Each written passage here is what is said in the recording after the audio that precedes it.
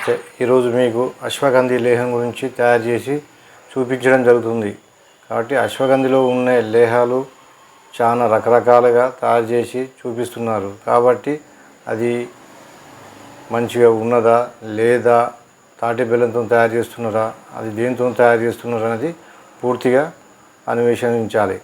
కాబట్టి ఈ అశ్వగంధి లేహంలో మేము పురాతన నుండి బస్వాలతోని, వెచ్చాలతోని, అన్ని రకాల తేనె, నెయ్యి అన్ని రకాలు కలిపి మంచి ముదురు పాకంతో తయారు చేస్తున్నాం.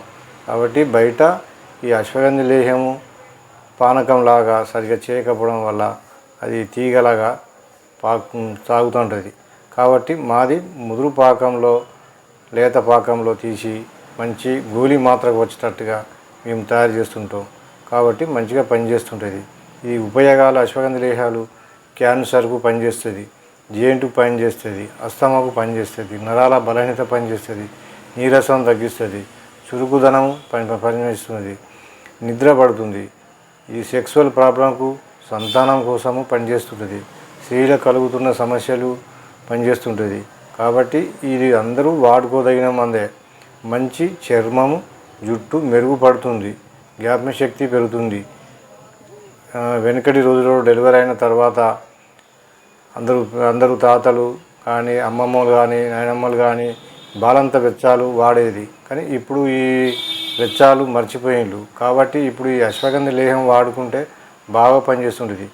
కాబట్టి ఇది థైరాయిడ్కు, రెగ్యులర్ హార్మోన్స్ మళ్ళీ పనిచేస్తుంటుంది. కాబట్టి ఇది అందరూ వాడుకోవచ్చు.